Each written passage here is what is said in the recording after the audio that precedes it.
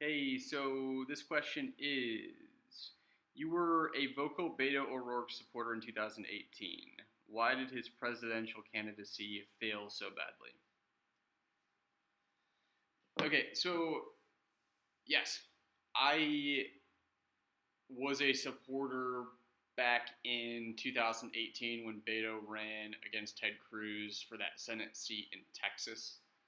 And what I was gravitating towards was an authentic candidate. Like Beto was himself, which in modern politics, those sorts of candidates are hard to come by. And to be honest, I think the race that he ran in 2018 was inspiring to me. I shaped some of my campaign around what he was doing just because to me, I think there's a massive difference between, a scripted candidate from an authentic candidate who is able to go out there and be himself and, run the sort of campaign that is authentic and pure to him. I think, some candidates run because they're tapped by the state party or the federal party, and they're like, hey, we need somebody to run against this candidate. And other people run because they love it. They genuinely feel like they can help the constituents in their district. And those were the vibes that I got from Beto when he was going against Ted Cruz in 2018.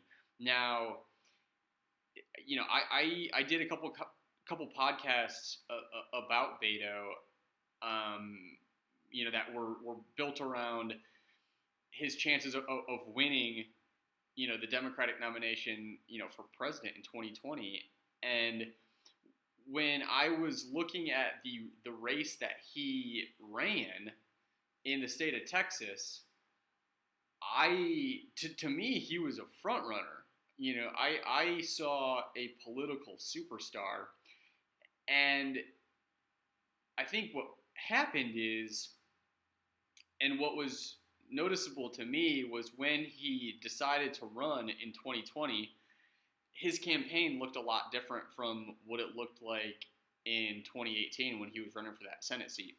So I think he had political experts that had done presidential campaigns before, and I think because he had so many people, in his ear hole, that level of authenticity that he was able to deliver in 2018 just wasn't there in 2020 because when you're running for president or if you're running to become your party's nominee for a presidential election, there is a lot of strategy involved.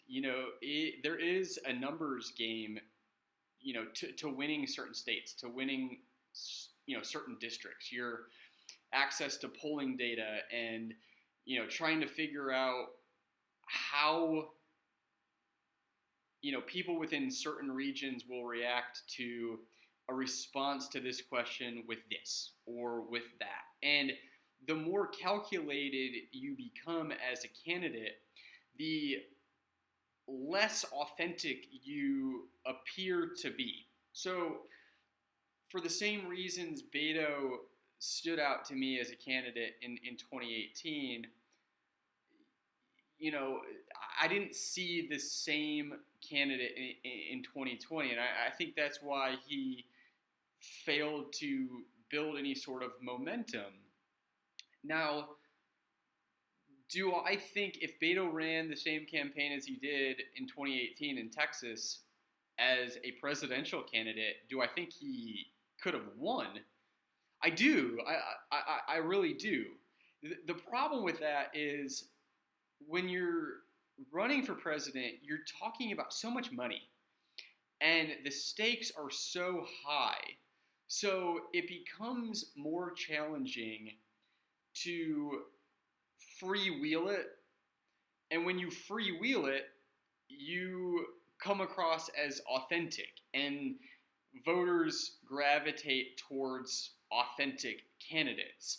So you have this sort of push and pull where if you're a consultant on Beto's team, it's really difficult for you to give the advice that basically comes out as, "Hey man, you just do you, rock and roll, just let it fly like you did in Texas," because these guys are getting paid, hundreds of thousands of dollars to do what they do. And what they do is they break down voting districts and they feed pertinent information to the candidates so that the candidates can deliver based on that information.